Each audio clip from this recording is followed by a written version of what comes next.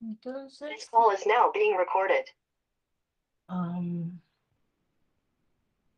sí, aquí me pregunta.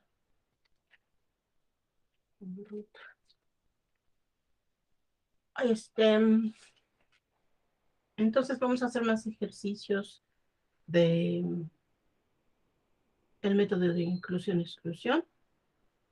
Ya hemos platicado de que eso que es en principio una formulita muy modesta para calcular la cardinalidad de una unión de conjuntos puede eh, explotarse para encontrar soluciones a problemas de muy diversos tipos.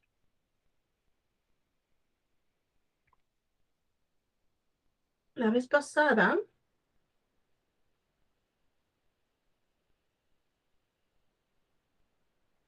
eh, resolvimos un ejemplo de esta naturaleza, eh, que ya habíamos trabajado ejemplos parecidos, donde queremos contar el número de soluciones enteras no negativas de una ecuación, pero ahora con una restricción extra. Ya habíamos trabajado restricciones de tipo mayor o igual, que es algo diferente de cero, pero ahora vamos a trabajar restricciones de tipo menor o igual, que antes no sabíamos cómo resolver. Y dijimos que lo que hay que hacer es transformar este problema que no sé cómo resolver en un problema que sí sé cómo resolver. Se resuelve con combinaciones con repetición. Entonces, lo único que hay que hacer es como que voltear la moneda y ahora en vez de trabajar contando directamente las soluciones que sí satisfacen todas estas restricciones, voy a contar el complemento, las soluciones en donde alguna viola alguna de estas restricciones. Y entonces, ahora comparando ese número con el total de soluciones posibles, obtengo el número de soluciones que yo estoy buscando. Y lo que nos falta es trabajar un caso en el que haya los dos tipos de restricciones. Algo como este. ¿Qué tal si quiero calcular x1 más x2 más x3 igual a 30? Donde las x's, vamos a decir, sean mayores o iguales que 2, pero también menores o iguales que, qué sé yo, 13, ¿no? Eh,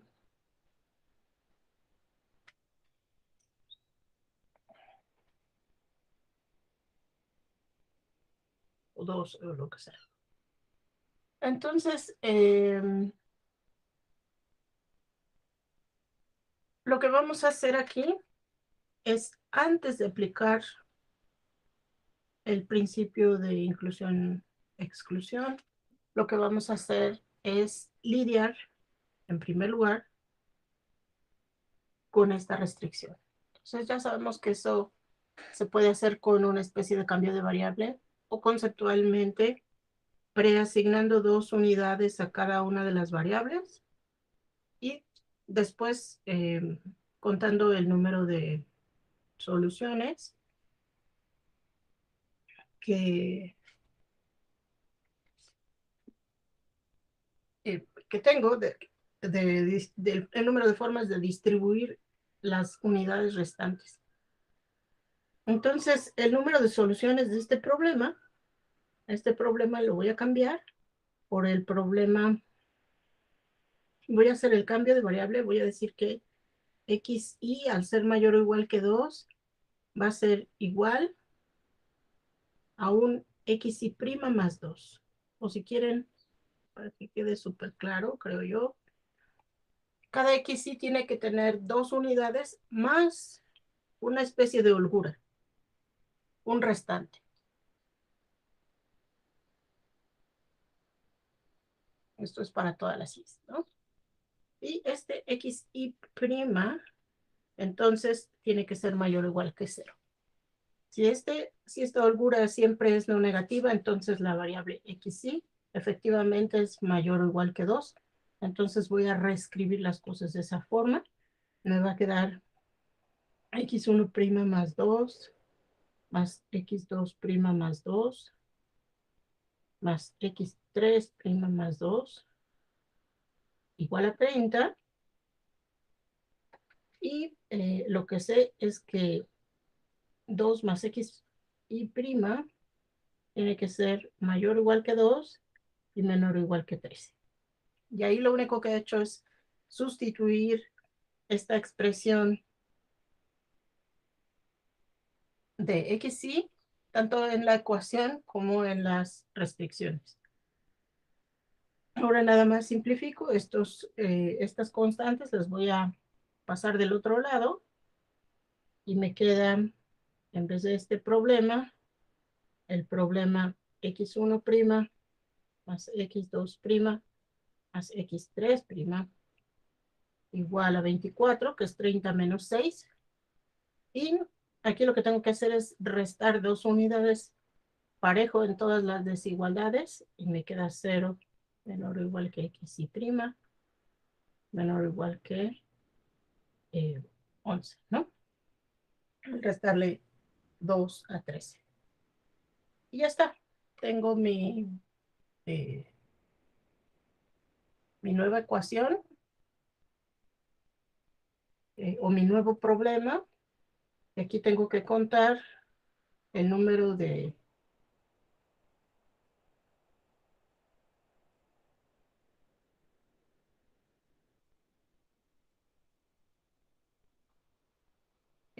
esta.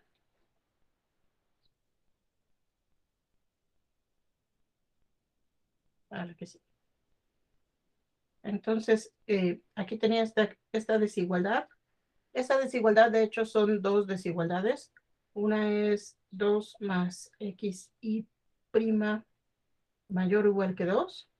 Y la otra es 2 más xy' menor o igual que 13. Entonces, lo que voy a hacer es restar 2 a ambos lados de esta. Y me queda que este se muere y este se hace 0. Y entonces obtengo este lado de la desigualdad. Igual aquí resto 2 a ambos lados de la ecuación.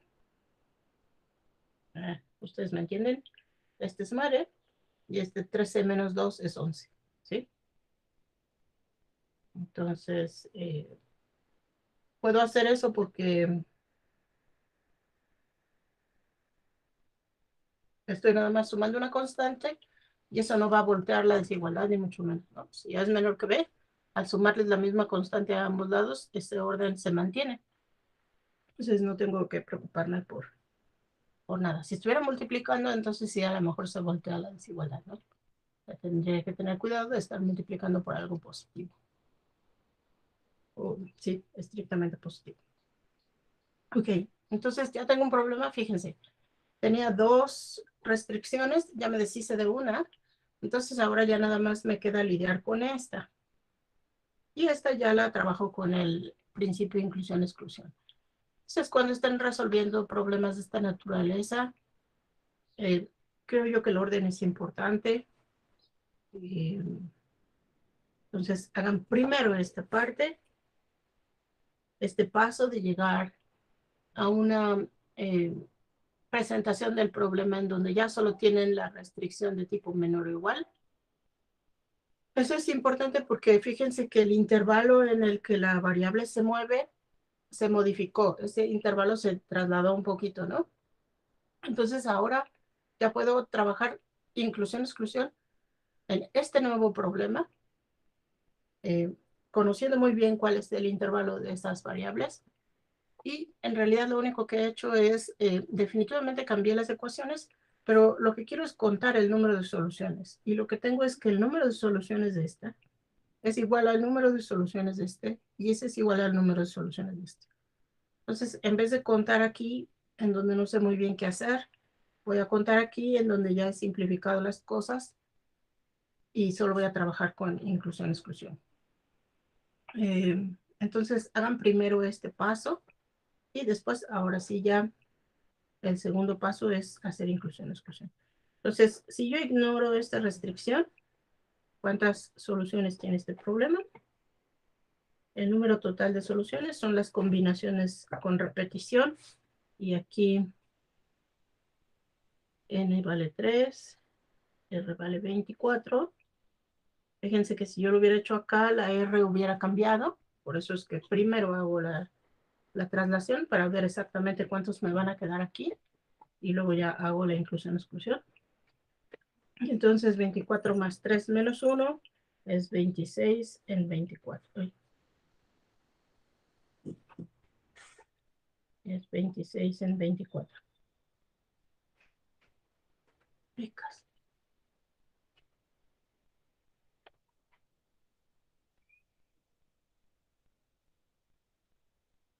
Becas.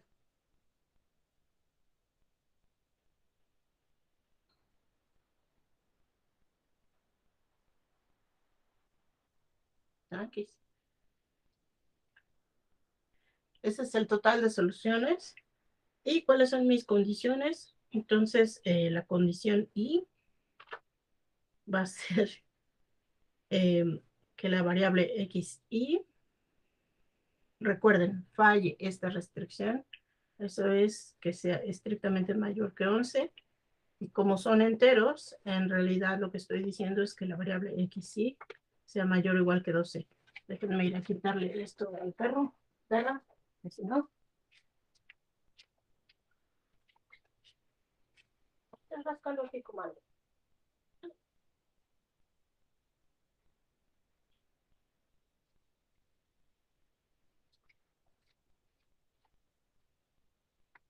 Ya. Ok, perdón.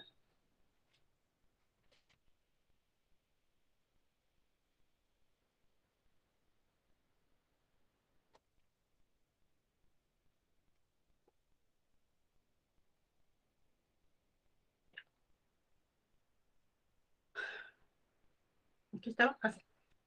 Y esto es para todas las i's, ¿no? Esto también está claro. Que falle esta condición, es decir, que xy sea estrictamente mayor que 11. Como las soluciones tienen que ser enteros, no puede ser 11.5 ni 11.8 a fuerzas. Si es estrictamente mayor que 11, es mayor o igual que 12, ¿no? Entonces, ahora sí, ya reduje mi problema a un problema de estilo mayor o igual, que son los que ya sé trabajar. Y entonces, ahora puedo calcular el número de soluciones en donde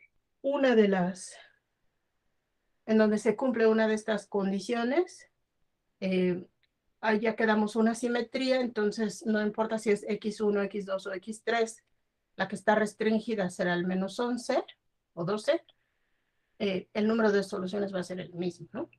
Entonces, otra vez, ¿qué es lo que hago? Tomo estas 12 unidades, las asigno, me quedan 12, y entonces esto sería 14 en 12. ¿Qué pasa cuando tomo dos variables? Y esas dos variables las restringo a ser al menos 12. Entonces distribuyo las 24 unidades en esas 12, en esas dos variables, y ya no me sobra nada. Entonces esto es 1. ¿Y qué pasa cuando tomo C1, C2, C3? Si obligo las tres variables a ser al menos 12, entonces lo mínimo que me da la suma es 36, que ya se pasa de los 24. Entonces no hay forma de resolver con esta restricción y me queda eh,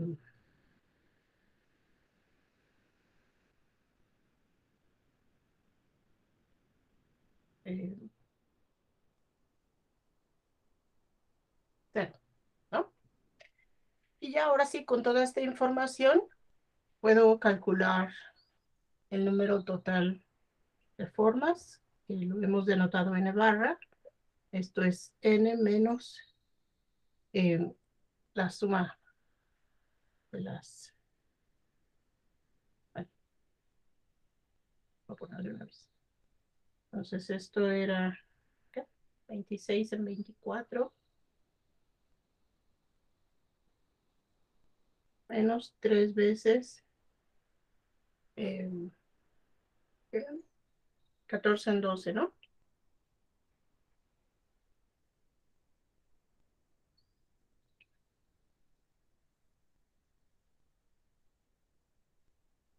Menos 0. Entonces pongo todos estos números. Aquí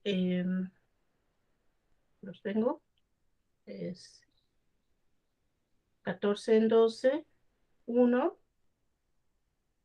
y 0 y el total. Y esos tienen que ir alternando signo. Entonces me queda positivo, negativo, negativo, ¿no? Esto lo podemos simplificar un poco, seguramente al menos expandir. Me quedaría 26 factorial entre 24 factorial por 2, menos 3 por 14 factorial entre 12 factorial por 2, más 3 por 1, que es 3, menos 0. Ahora, ¿todos están claros en por qué estos se multiplicaron por 3? Alza la mano quien tiene eso bien claro.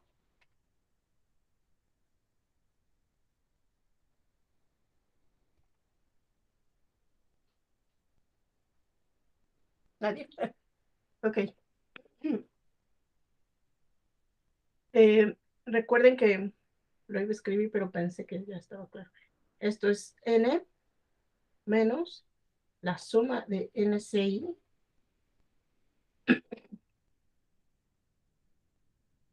más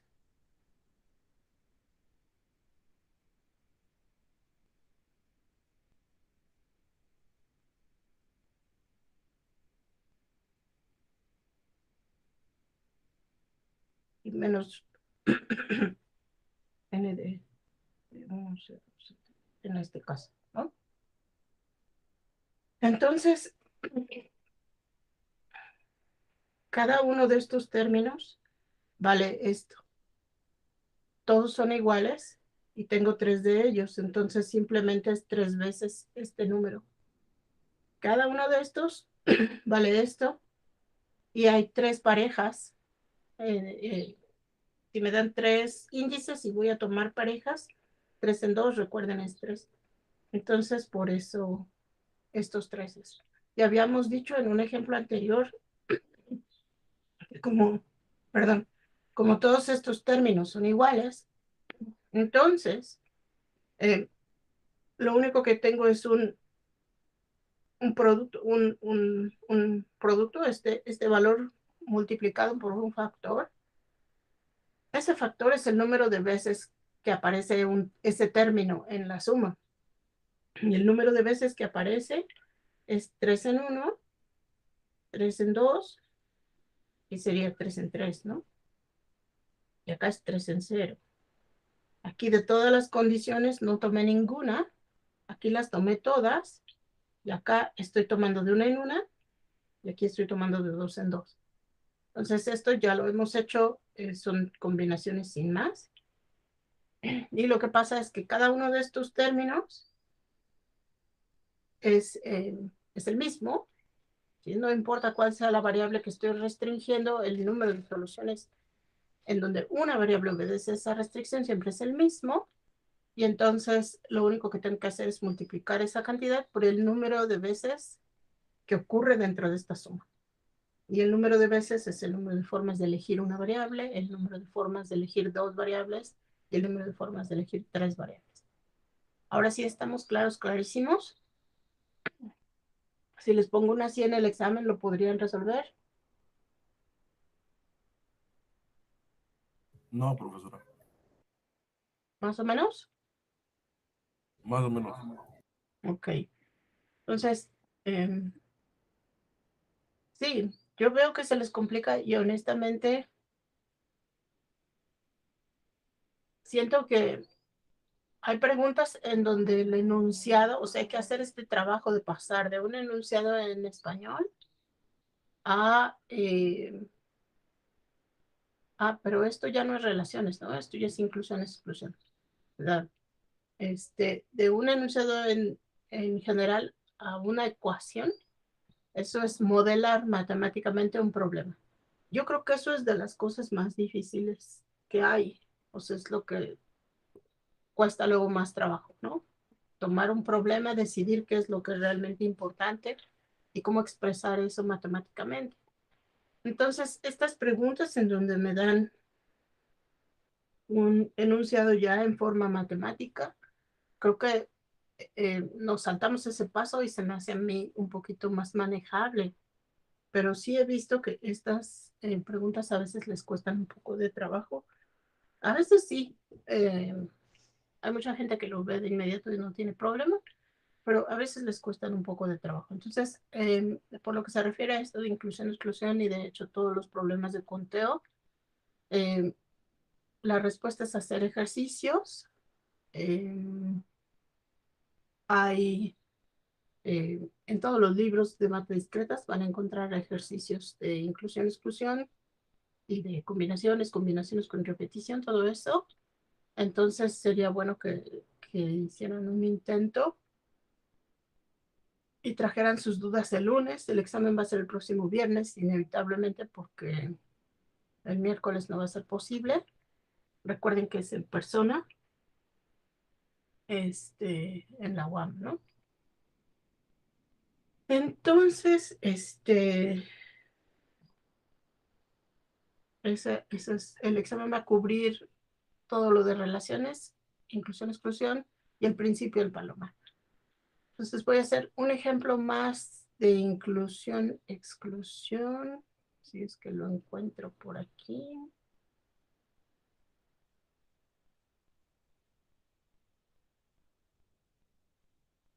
Sí, ahorita lo invento.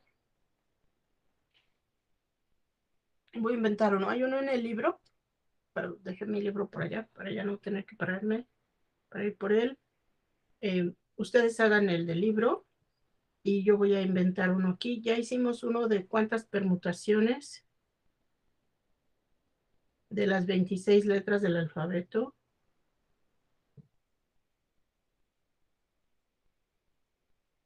no contienen tales palabras, ¿no?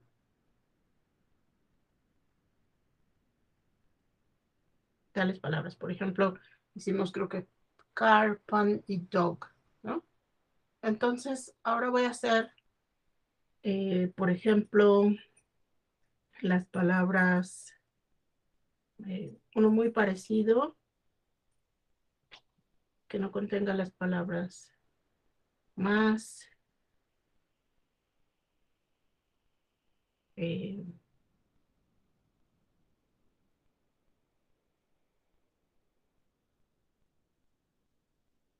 caro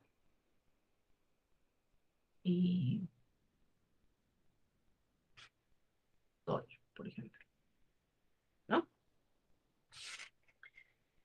Entonces, procedemos de la misma forma. Voy a hacer C1 la condición, la permutación contiene a la palabra más. C2 que sea la condición, la permutación contiene a la palabra caro. Y C3 que sea la condición, la permutación contiene la palabra sol. ¿Ok? Entonces estoy nuevamente negando, ¿sí?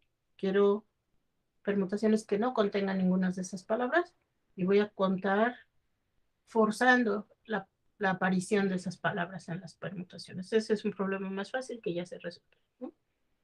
Entonces el total de permutaciones, ya sabemos, es 26 factorial.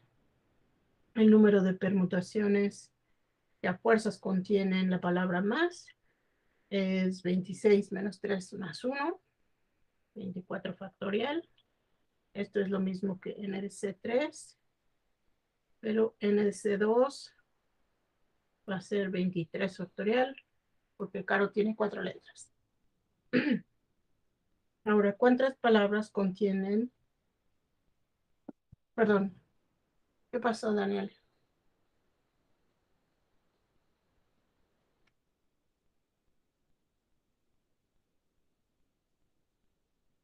¿Accidente?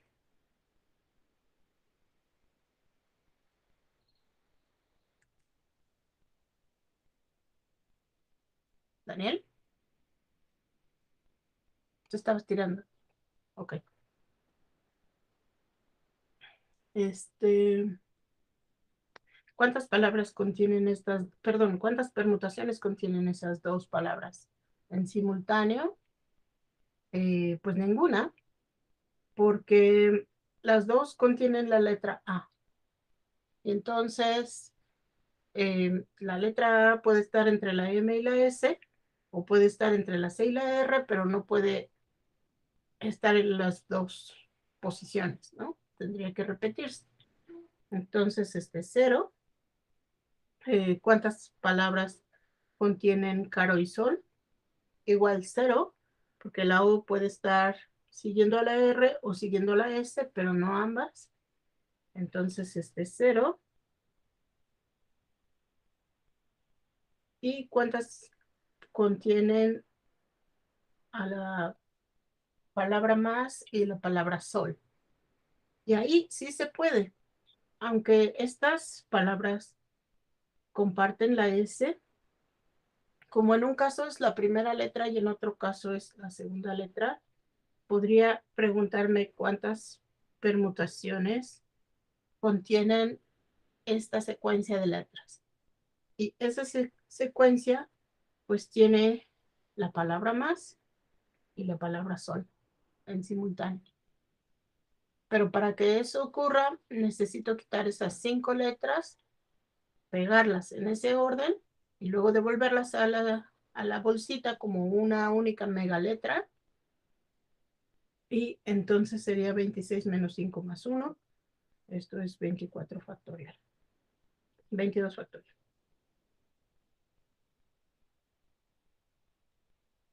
Ups. Y son 5, 2 por 5 más 1, 22 factorial.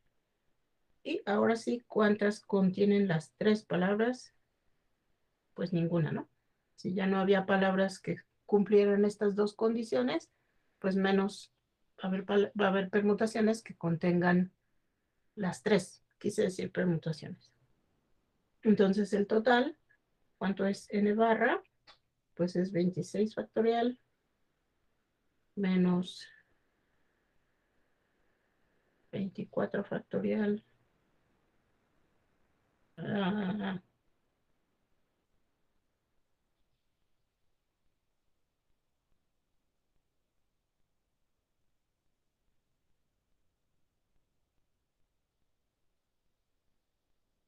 más 22 factorial. Y eso es todo. ¿Sí?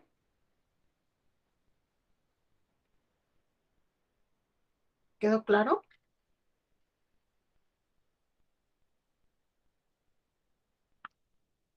Ya habíamos hecho uno parecido, pero en ese ejemplo las palabras en cuestión no compartían letras y entonces no me aparecieron estos ceros. Por aquí lo tenemos.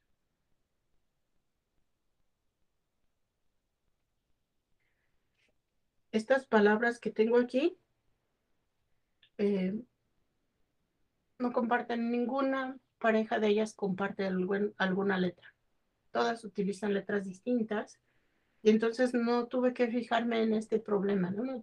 Este problema no apareció, no tuve que darme cuenta de que había esa posibilidad, entonces quería yo hacer este ejemplo para que vieran que puede ocurrir que pronto aparezcan ceros porque algunas de estas condiciones no pueden cumplirse en simultáneo.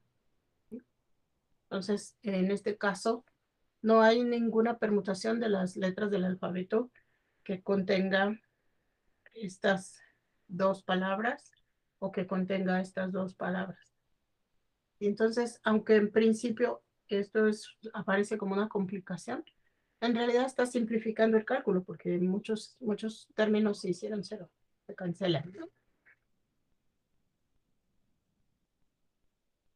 ¿Está?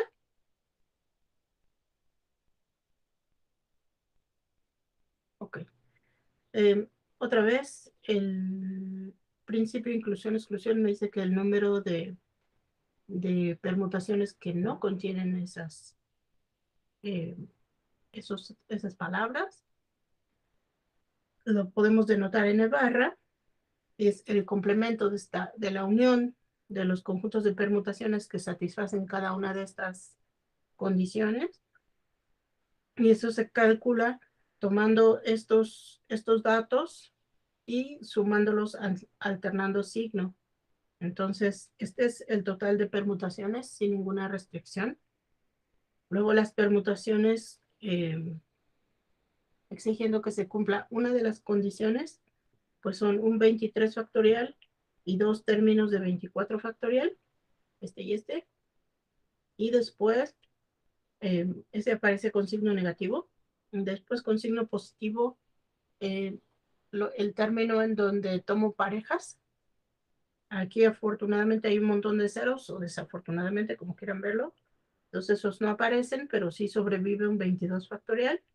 Y después aquí debería de haber un menos cero, que ya no escribí, pero que corresponde al número de permutaciones en donde se cumplen las tres condiciones, que en este caso fue cero. ¿Vale? ¿Más preguntas?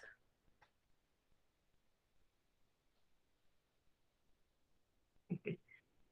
Entonces, este es uno de esos detalles de planteamiento de cómo convertir el problema y luego cómo ir calculando las cosas con cuidado. Si no me fijo, pues podría no darme cuenta de que estas dos palabras no pueden aparecer en simultáneo, o que estas dos no pueden aparecer en simultáneo, o que estas dos sí pueden, ¿no? Es un detalle que tiene que ver ya específicamente con cuáles son las palabras, y por eso quería hacer este ejemplo, ¿no? Para que estuvieran conscientes de que estas complicaciones pueden aparecer. Ok, ojo con los signos que se tienen que ir alternando, ¿no? Ahora, vamos a hablar un poco del principio del palomar o principio de las palomas.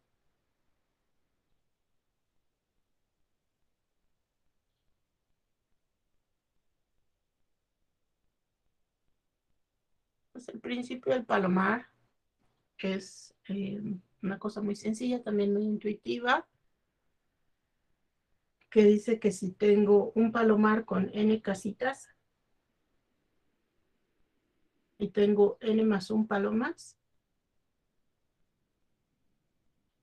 entonces cuando las palomas se duerman, van a ocurrir dos cosas. Alguna casita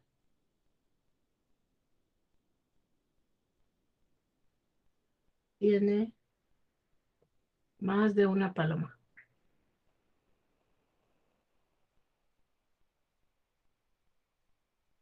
¿Sí? O sea, si tengo 50 casitas y 51 palomas, pues no sé cómo se van a acomodar. A lo mejor se meten de dos en dos y tengo un montón de cajitas vacías y un montón de cajitas que tienen más de una paloma. Pero ese es como un caso extremo. Aun si fueran muy individualistas y se trataran de poner una en cada cajita, pues habría alguna casita en donde van a tener que entrar más de una paloma, puesto que tengo más palomas que casitas. Y por otro lado, al menos dos palomas deben compartir.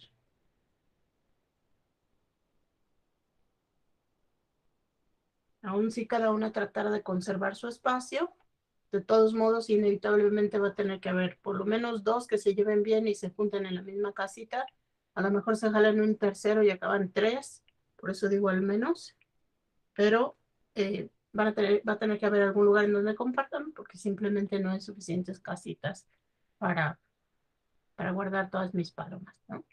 Entonces, esto parece algo como muy de sentido común y no entiende muy bien uno eh, cuál es su lugar dentro de la matemática. Pero es, o sea, es un principio muy intuitivo y resulta que sí tiene muchas aplicaciones. Luego hay problemas de matemática recreativa o problemas como de la Olimpiada de Matemáticas, en donde la solución involucra el principio del palomar. Y hay problemas fuertes de investigación en donde se usa el principio del palomares. Entonces es una cosa que permea a los diferentes niveles. Y es un poco interesante que es una cosa muy intuitiva que uno no se imagina que tenga ese valor dentro de las matemáticas. Y sirve para contar. Por ejemplo, este es uno de los ejemplos más comunes. Podría preguntarme cuántas veces debo tirar un dado.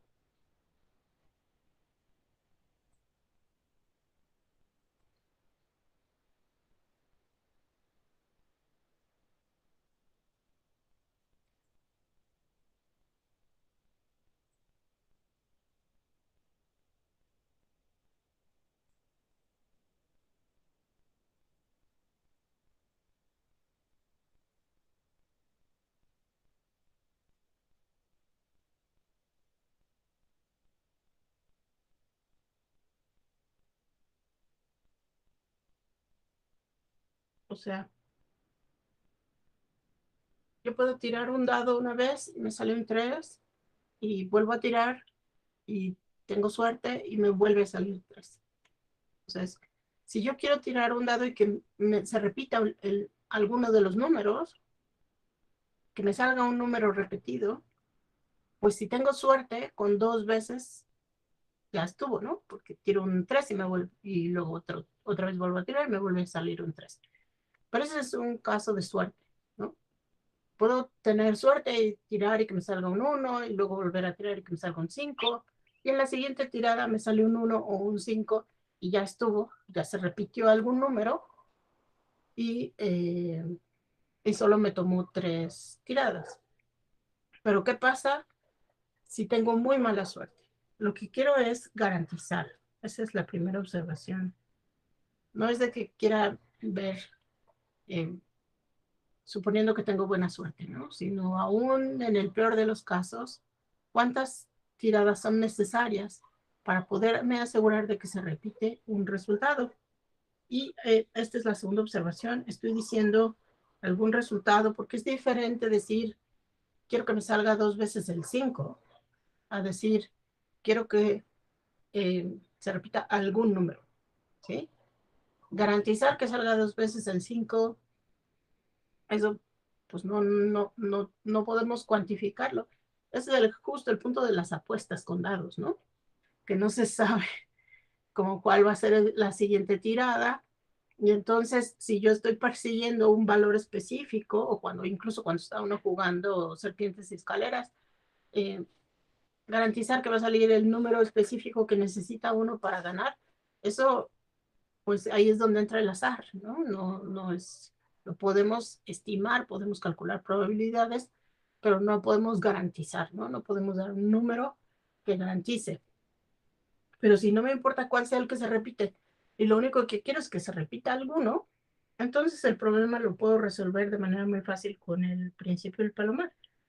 Y lo que hago es identifico mis casitas de palomas con los posibles resultados de la tirada de dados. Tengo 6 casitas, una por cada valor del dado. Entonces, lo que pasa es que tiro mi dado y me sale algún número, no sé cuál. Este, ahí está. Tiro mi dado otra vez y me va a salir algún número, no sé cuál. Si tengo suerte, me vuelve a salir el 3 y entonces ya acabé, ya tengo un número repetido, pero si no tengo suerte, tal vez me sale el 5. Si tengo mala suerte en la tirada siguiente, tal vez me da el 6. En la siguiente el 1, el 2, tuve pésima suerte. Total que ya tiré el dado 6 veces, ya estoy a punto de darme por vencido. Y aquí es donde me detengo y digo, pero el principio del palomar garantiza que si tengo 6 cajas y 7 palomas, al menos una casita va a terminar con más de una paloma. Eso quiere decir que si tiro el dado 7 veces, algún número va a salir por lo menos 2 veces. Entonces, aún con la peor de las suertes, si esto fue lo que me ocurrió en la siguiente tirada, no importa qué número salga, pues ese número va a ser el que se repite, ¿no? Si me salió un 2, pues entonces el 2 salió 2 veces. Si me salió un 5, entonces el 5 salió 2 veces. Y así.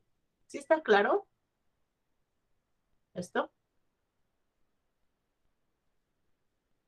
Del principio, ¿sí? Entonces, el principio del palomar es simplemente esto. Tiene este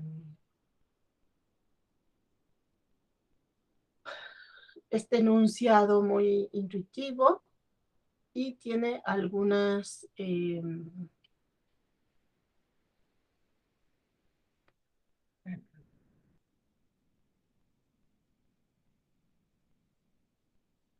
creo que este es un tema que luego como que queda volando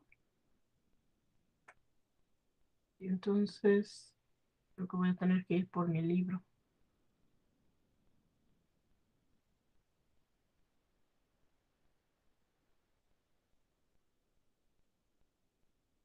Aquí no tengo ejercicios del principio del palomar. Por acá,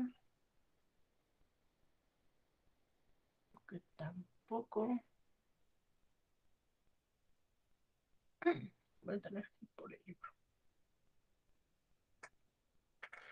Entonces, estos son, pero esto es, ¿no? Ahora, el principio lo puedo empujar un poquito más. Por ejemplo, ¿qué pasa si no quiero que se repita un número al menos 2 veces, sino que quiero que aparezca al menos 3 veces?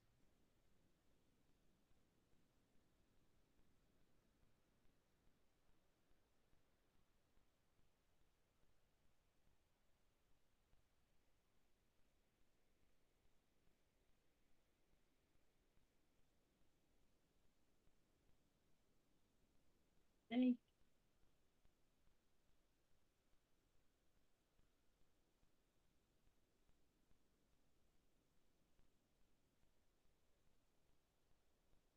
tres.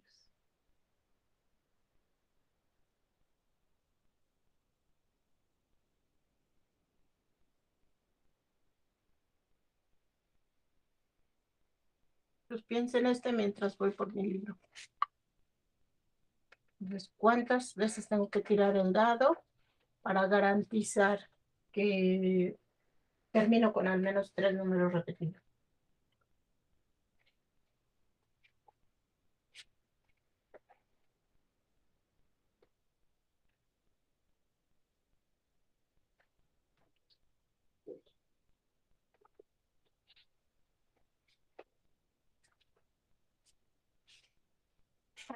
Uy,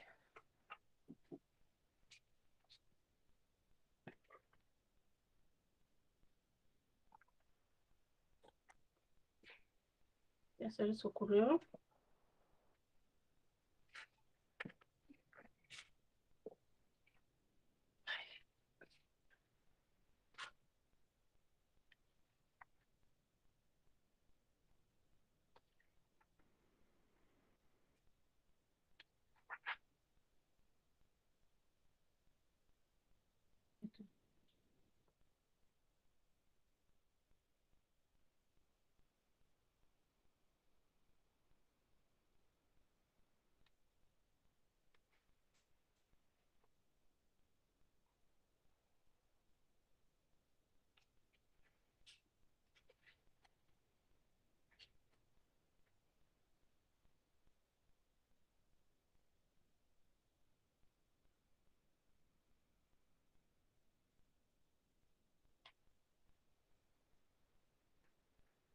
Cinco tiradas. Menos que para garantizar 2. O sea, para 2 necesité 7, ¿no?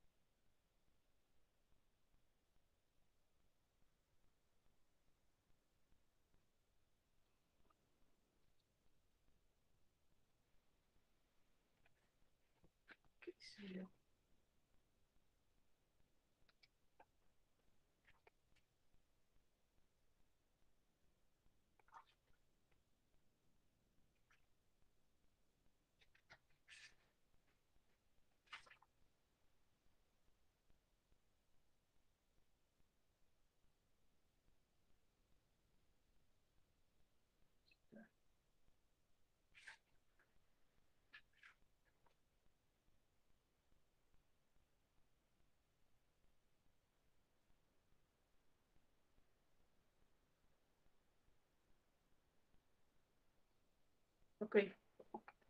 Pues, si no están todavía muy cómodos con el principio del palomar y lo quieren pensar como hicimos aquí, otra vez imagínense qué pasa si tienen muy mala suerte. Ya tiraron 6 tiradas y cayó uno en cada cajita. Ahora vuelven a tirar otras 6 tiradas y tienen 2 en cada cajita y todavía no hay ningún número que se repita 3 veces. Pero en la siguiente tirada, a fuerzas, ¿no? Entonces, ¿cuánto sería? Pues 13 tiradas, ¿no? Y este 13 sale porque esto es eh, lo que tardo en poner 2 palomas en cada una de mis 6 cajitas y en la siguiente, a fuerzas atino, ¿no? Entonces, de hecho, en el libro, en vez de decir n+1, lo que dicen es un número mayor que n, ¿vale? Pero teniendo este cuidadito, creo que es más claro así. Pero cuando vean en el libro que dice más que n, no se preocupen. En el libro viene un ejercicio, un ejemplo con calcetines, en el que dice, imagínense que tienen 12 pares de calcetines.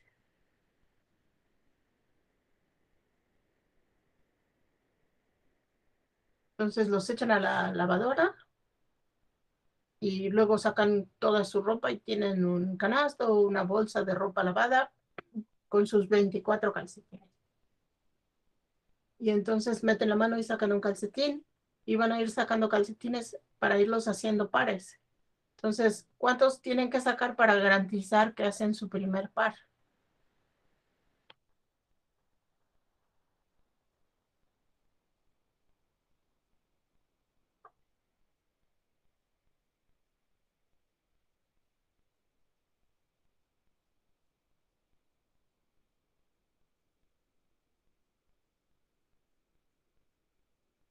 Trece, claro.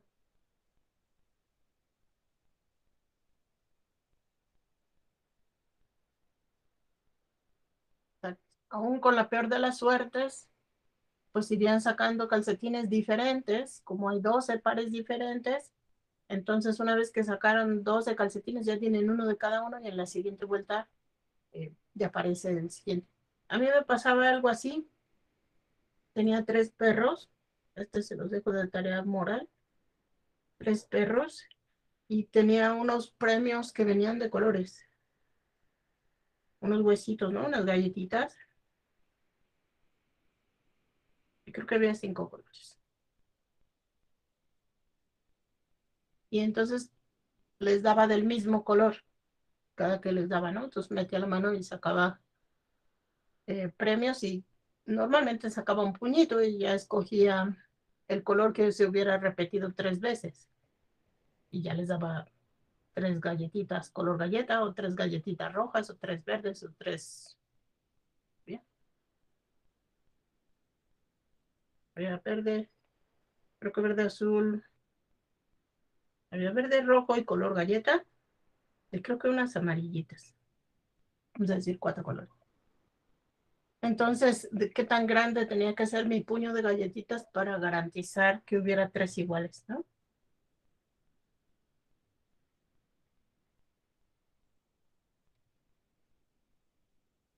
¿Cuántos premios debo sacar? para tener 3 iguales. Darle a mis perros 3 iguales, ¿no? Era un poco ocioso eso de quererles dar 3 iguales, pero luego me di cuenta que sí tenían preferencia por algún color sobre otro. Entonces, eso como que validó mi idea de darles eh, premios iguales. Y lo siguiente que pasó fue que los dejé de comprar, por supuesto. ¿Para qué compro premios si no les gustan, no? Pero bueno, hacía ese juego de ver como qué tan grande tenía que ser mi puño de galletitas para garantizar que hubiera 3 iguales, ¿no? Entonces, se los dejo de tarea moral.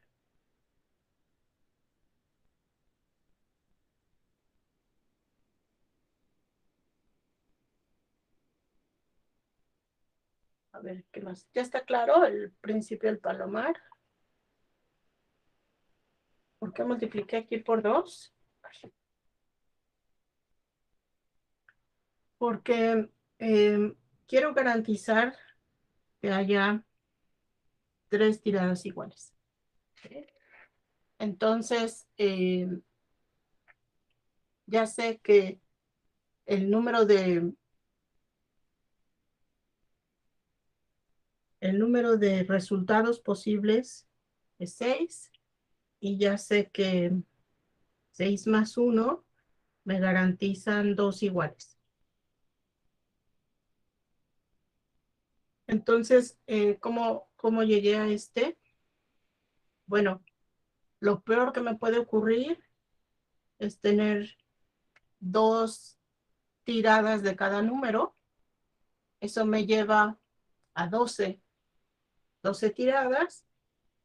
Y una vez que estoy en ese punto, en la siguiente tirada estoy garantizando, no importa cuál sea el número que salga, voy a tener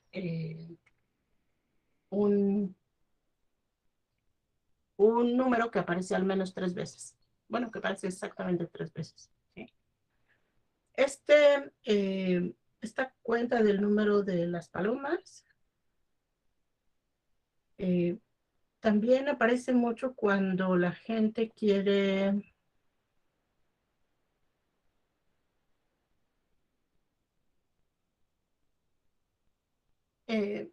hacer esta reflexión, por ejemplo, en un salón de clases, ocurre con frecuencia que hay 2 personas que tienen el mismo cumpleaños, por ejemplo.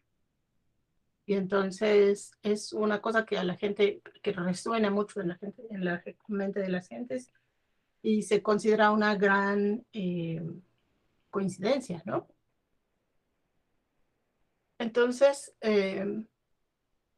si queremos hacer un análisis de lo que realmente es coincidencia, por ejemplo, aquí en esta llamada hay 14 personas. De hecho, son 13 personas porque yo estoy 2 veces. Esto garantiza que hay 2 personas, por lo menos, que cumplen años en el mismo mes. Así, sin duda, sin duda. Entonces,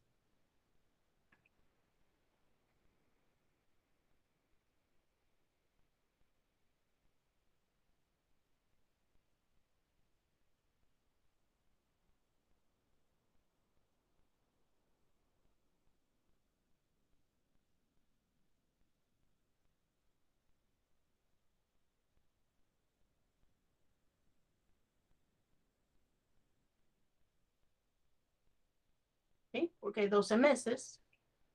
Entonces, si hay más de 12 personas en la llamada, pues a fuerzas 2 tienen que compartir mes. Si hubiera más de 31 personas, por ejemplo, 32 personas, entonces hay al menos 2 que cumplen el mismo día.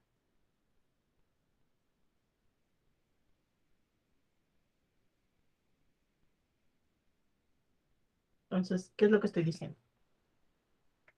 Esto es garantizado, ¿sí? Estoy garantizando que haya al menos 2 personas con cumpleaños el mismo mes y que haya al menos 2 personas con cumpleaños el mismo día. Eso no quiere decir que si hay 32 personas va a haber 2 a fuerzas 2 personas que cumplan años el mismo día. Encontrar en un grupo de 50 personas 2 que cumplen años el mismo día, sí es una coincidencia, pero no es una gran coincidencia, porque eso ya garantiza un grupo de 50 gentes, pues ya garantiza que hay varios que cumplen el mismo mes. Entonces va a haber varios que estén pues con cumpleaños cercano, a lo mejor no el mismo día, pero en días consecutivos. O sea, como ya si empiezan a abrir las posibilidades, pues ya se dan cuenta de que estas coincidencias sí son coincidencias, pero luego no son tan grandes esas coincidencias. Entonces, yo no sé cómo sea ahora, pero cuando yo estaba, por ejemplo, en la secundaria, mi grupo de secundaria tenía 62, creo, alumnos. Eran grupos muy grandes. Pues claro que ya había muchas coincidencias, ¿no? Luego, cuando entra uno a la prepa, por ejemplo, pues los compañeros que tienen primer año no necesariamente son los mismos que tienen segundo año, no necesariamente los mismos en tercer año. Pues para cuando está en tercero de prepa, pues ya conoce a alguien que cumple años el mismo día que uno. Pues claro, ¿no? Entonces son estos grupos de gente muy grande, pues estas coincidencias no son tan raras, son más o menos comunes. Y eso es porque estos números que tengo para garantizar una parte de esa coincidencia, pues no son tan grandes. A la hora que ya subimos este 32 a 62, pues ya casi que estoy llegando al punto en el que podría casi garantizar que va a haber 3 que cumplen el mismo día. Bueno, si de esos 3 que cumplen el mismo día coinciden en mes, ya estuvo, ¿sí? Entonces, este tipo de razonamiento nos muestra por qué estas coincidencias ocurren con relativa frecuencia. Sí, es una coincidencia, pero absolutamente no es descabellado, ¿no? O sea, no es raro. Obviamente, el principio del Palomar lo que me dice es que si tengo 365 personas o 366 personas, a fuerzas va a haber 2 que cumplan años el mismo día. Si son 364 días en el año o 365, ya no sé. Pero si contamos el número de días del año y le sumamos 1, la fuerzas va a haber. Entonces, si estamos en un auditorio suficientemente grande, por lo que hay 2 personas que cumplen el mismo día, por lo menos. Puede haber 3 o 4 que cumplan el mismo día. Ya es garantizado. Entonces, si tienen un grupo de 50, de 80, de 100 gentes, pues la probabilidad es relativamente alta. Entonces, esto luego hasta lo pone como una especie de paradoja, que esto parece ser una coincidencia que ocurre un número desproporcionado de veces, pero no, lo que pasa es que no es una coincidencia tan rara, ¿no? Es relativamente común y por esta razón, ¿no? Que no es tan raro. Ok, entonces para eso sirve el principio del Palomar. Hay otro caso, es un ejemplo de matemática recreativa, pero le pega a un problema de teoría de gráficas que es bastante difícil. Entonces déjenme contarles el problema de matemática recreativa y luego, si nos da tiempo, lo vemos como una gráfica. Y el problema es explicar por qué si hay 6 personas en una fiesta,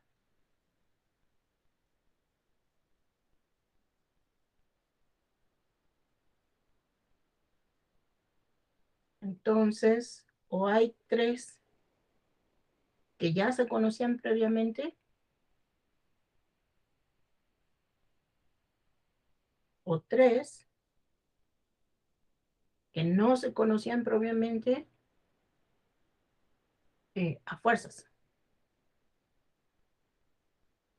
Entonces va a haber 3 que ya se conocían o 3 que no se conocían a fuerzas. Y esto se resuelve con el principio del Palomar. De hecho, déjenme dibujar la gráfica porque es la forma más fácil de trabajar el problema. Entonces, ¿cómo se resuelve? Voy a poner 6 puntitos, uno por cada persona, ¿no? Aquí está Anita, Beto, Carla, Diego, Elvira y Francisco, Fernando, yo qué sé. Entonces, ahí están mis 6 invitados de la fiesta. Y voy a decir que si ya se conocían, entonces voy a poner una raya roja entre ellos. Y si no se conocían, voy a poner una raya verde entre ellos, ¿no? Entonces, ahora, ¿qué es lo que voy a hacer? Me voy a fijar en Anita y cómo está su relación con los otros 5, ¿no? Entonces, aquí están sus otros 5 compañeros de fiesta. Entonces, hay que ver cómo queda coloreado esto una vez que acabo, ¿no? Puede ser que ella ya conocía a todos, o puede ser que solo conocía a un par de las personas y a los otros 3 no los conocía. Como quiera que sea, lo que yo puedo observar es que de las 5 conexiones estas,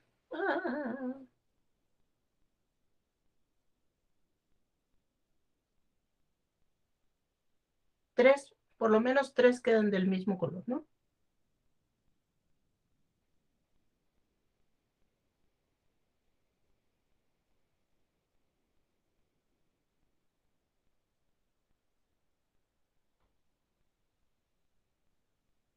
Y aquí me quedaron 3 verdes y 2 rojas. Si esto hubiera sido verde, serían 4 verdes y 1 roja. Si todas fueran verdes, pues al menos habría 3 verdes.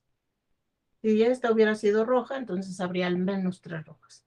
Pues como hay 5 conexiones, la mitad grande, 3, tiene que haber al menos 3 de algún color. En este caso fue el verde.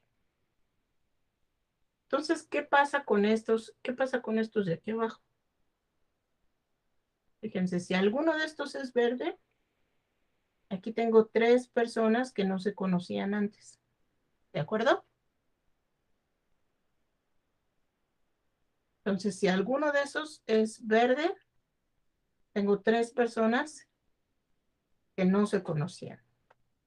Si alguno de estos, perdón, si ninguno de estos es verde, entonces los 3 son rojos y entonces había 3 personas que sí se conocían. ¿Sí? Y todo es el principio del palomar. ¿Sí? Tengo 2 colores, ahí voy a poner, a clasificar con esos 2 colores 5 rayitas. Entonces, voy a poder encontrar 3 del mismo color. ¿Sí? Eso es el principio del palomar.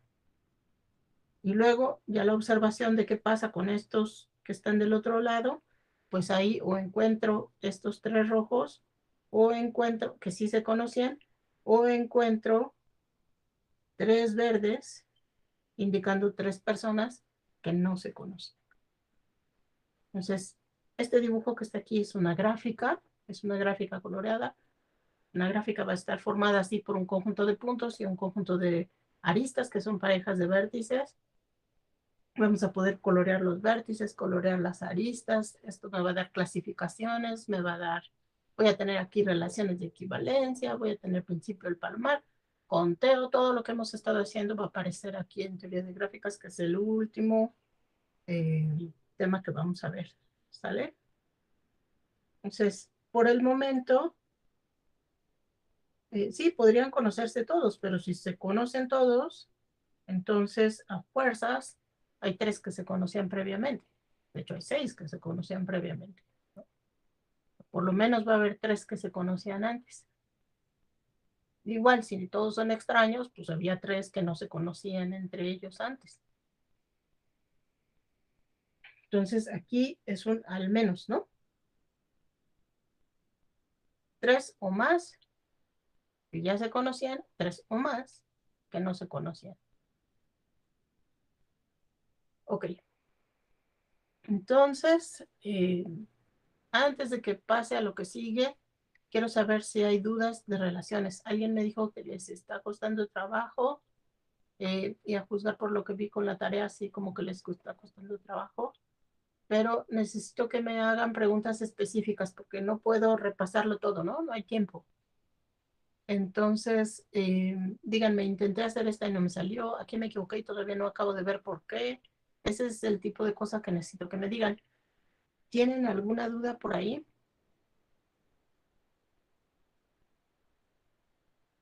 ¿No?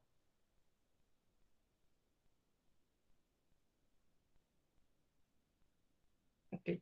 Pues de aquí al lunes, si hay, ok.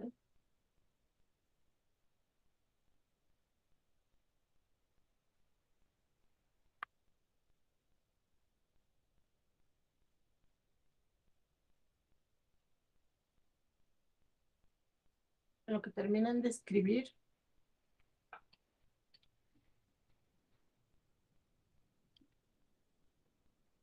nada más quiero hacerles notar que hay una diapositiva más aquí.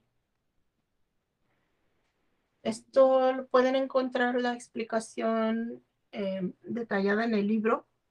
Yo ya no quiero detenerme a explicarlo, pero es analizando todavía un poco más este principio de inclusión-exclusión. Se puede calcular el número de elementos que cumplen exactamente m de las condiciones o el número de elementos que cumplen al menos k de las condiciones.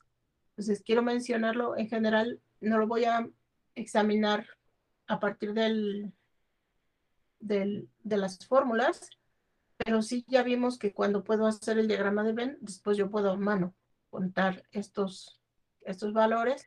Entonces, en ese contexto, como una aplicación del diagrama de Venn, si pudiera preguntarles en el examen el número de elementos que cumplen exactamente o al menos al menos K de las condiciones, pero aún en casos más abstractos, con más conjuntos, más complicados, se puede generar una fórmula y de hecho si ven en el libro y siguen trabajando estos temas, aparecen por ahí algunos de estos números importantes como la constante de Euler, todos esos, hay uno de esos números que aparece por ahí.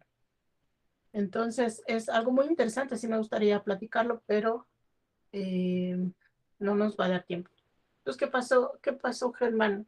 ¿Cuál es el problema que le da? No, no me aparece el final de su comentario.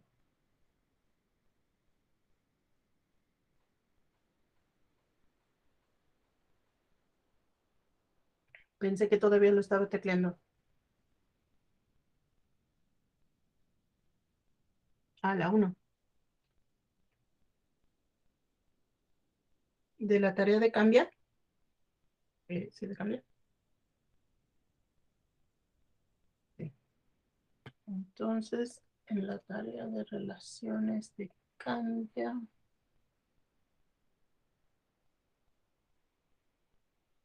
la uno.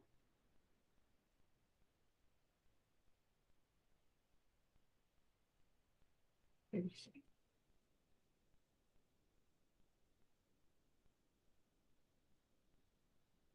Ouch. Viendo las calificaciones.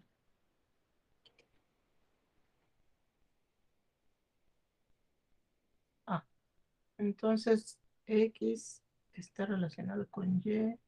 Sí, solo si X cuadrada menos Y cuadrada es mayor estrictamente que cero.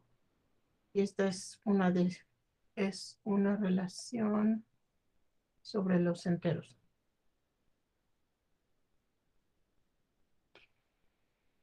Y hay que decidir cuáles de las opciones son correctas.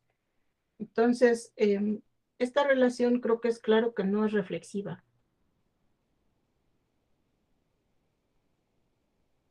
puesto que si tomo un entero y calculo x cuadrada menos x cuadrada, esto me da cero, y aquí la desigualdad es estricta.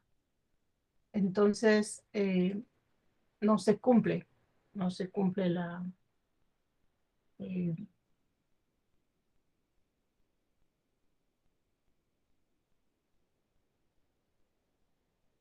no es mayor que cero, y por lo tanto, esta x nunca está relacionada consigo mismo, y por lo tanto no es reflexiva.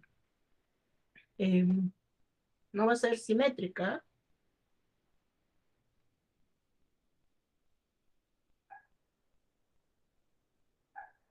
porque, por ejemplo, 4 está relacionado con 1, puesto que 4 al cuadrado menos 1 al cuadrado es mayor que 0, y 1 no está relacionado con 4, puesto que 1 al cuadrado menos 4 al cuadrado no es mayor que 0, es estrictamente menor que 0. Entonces, no es simétrica. No sé si sea antisimétrica, creo que sí es antisimétrica. Voy a ver la respuesta. Esta es transitiva y antisimétrica, pero no reflexiva ni simétrica. Entonces es antisimétrica.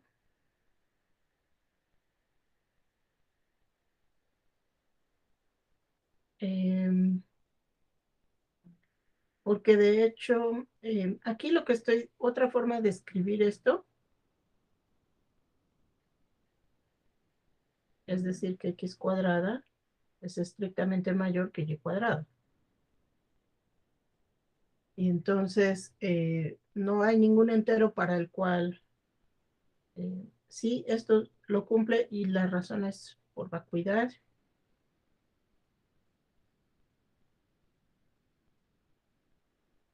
Nunca ocurre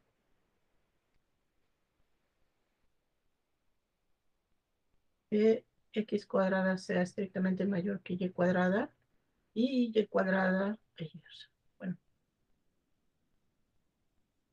ya no puedo tener nunca las dos parejitas. Tengo una o la otra, pero no las dos. Entonces es antisimétrica, porque para ser antisimétrica, esto se debe de cumplir siempre a menos de que x sea igual a y, pero ya vi que cuando x es igual a y tampoco se cumple. Entonces, esta es antisimétrica absolutamente. Y es transitiva porque si x cuadrada, ¿qué dije? Es mayor que y cuadrada. Bueno, si quieren ponerlo en la forma de y cuadrada, es mayor que 0 y y cuadrada menos z cuadrada es mayor que 0.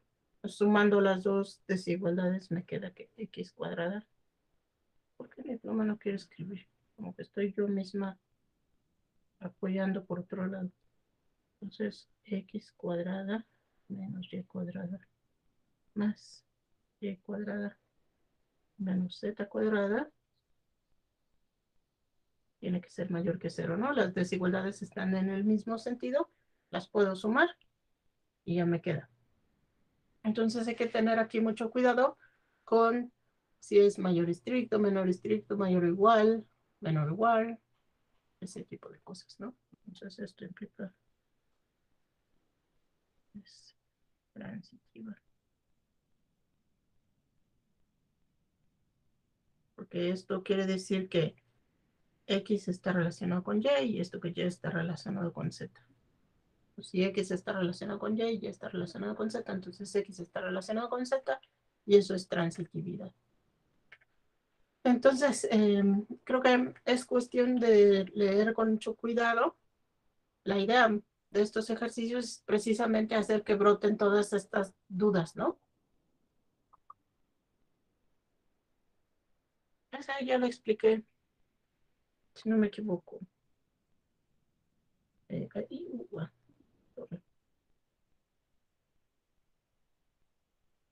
me quedó aquí. Lo hice con un conjunto diferente, pero...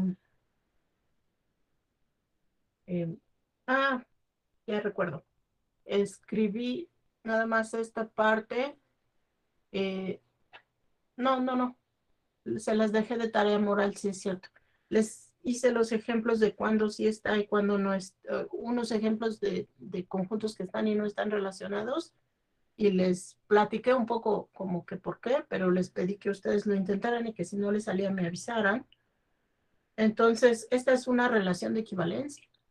Por lo tanto, es reflexiva, simétrica y transitiva. Voy a tratar de explicar aquí rapidísimo por qué es así. es reflexiva, porque si A intersección 1, 2 es igual a B intersección 1, 2, entonces, inevitablemente, B intersección 1, 2 es igual a A intersección 1, 2, ¿no? Entonces, aquí estoy hablando de la intersección de conjuntos y ese tipo de cosas que el orden no importa, ¿no? O sea, puedo hacer A intersección 1, 2, B intersección 1, 2, o intercambiar los papeles y no pasa nada, ¿no? Entonces, esta es la simetría. Entonces, la relación es simétrica.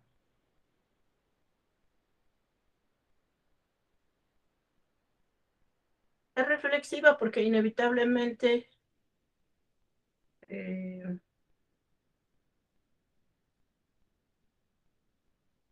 perdón, es reflexiva porque A intersección 1, 2 es igual a A intersección 1, 2 para cualquier conjunto, subconjunto de X, ¿no? No importa quién sea, ¿sí? Y finalmente, para ver que esto es transitivo, otra vez es una igualdad. La relación está dada por una igualdad. Entonces, eso me ayuda mucho cuando quiero ver la transitividad. Si A está relacionado con B, esto es lo mismo a decir que A intersección 1, 2 es igual a B intersección 1, 2. Y si B está relacionado con C, esto es lo mismo a decir que B intersección 1, 2 es igual a C intersección 1, 2. Entonces este es igual a este y este es igual a este, entonces estos tienen que ser iguales.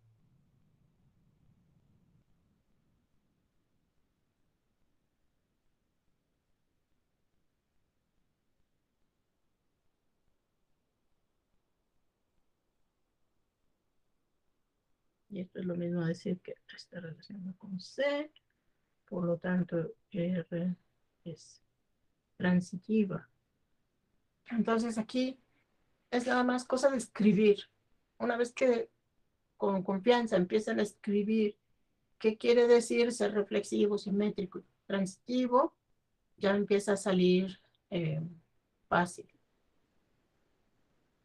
Entonces, 1, 3, 4 y 1, 4, 5 están en la misma clase de equivalencia porque, oh, pues, esto va a quedar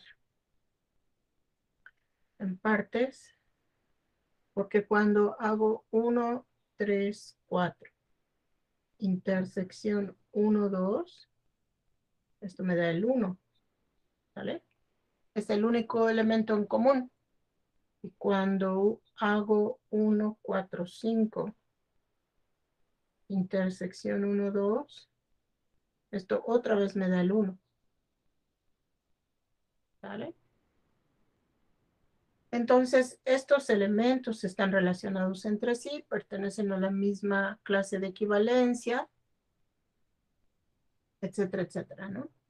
Entonces, lo que está haciendo es tomar el conjunto potencia de X, esta relación, y la está dividiendo en 4 partes. Los elementos que no contienen ni al 1 ni al 2, y esa es la clase del vacío. Los subconjuntos que contienen al 1 exclusivamente y no al 2, esos son la clase de equivalencia del 1. La clase de equivalencia del conjunto que contiene al 2 son los conjuntos que contienen al 2 pero no contienen al 1. Y luego va a haber la clase de equivalencia del 1, 2, que son todos los conjuntos que contienen al 1 y al 2. Esas son las clases de equivalencia. ¿Vale? Entonces, este es un buen ejercicio una vez que ya me pregunté, bueno, ¿quiénes están en la misma clase y quiénes no? Tratar de entender cómo está esta partición, quiénes son los que están en cada clase de equivalencia, a ver si puedo dar un criterio general para decidir si un conjunto pertenece a cuál de las clases de equivalencia. Tiene que estar en alguna. Entonces, por ejemplo, aquí están todos los subconjuntos del 3, 4, 5 hasta el final que sea, ¿no? Y es que estaba haciendo en este ejemplo. Ya se me acabó el tiempo, muchachos. Si quieren irse, váyanse, voy a seguir con la grabación. Aquí están todos los subconjuntos de aquí, unión el 1. Acá están todos los subconjuntos de aquí, unión el 2. Y aquí están todos los subconjuntos de aquí, unión el 1, 2. ¿Sí? Entonces estoy particionando todo el conjunto potencia en términos de si contengo al 1, 2, al 1, al 2 o a ninguno, ¿no? Está buena esa partición. Ok. Voy a parar aquí. Voy a dejar de grabar.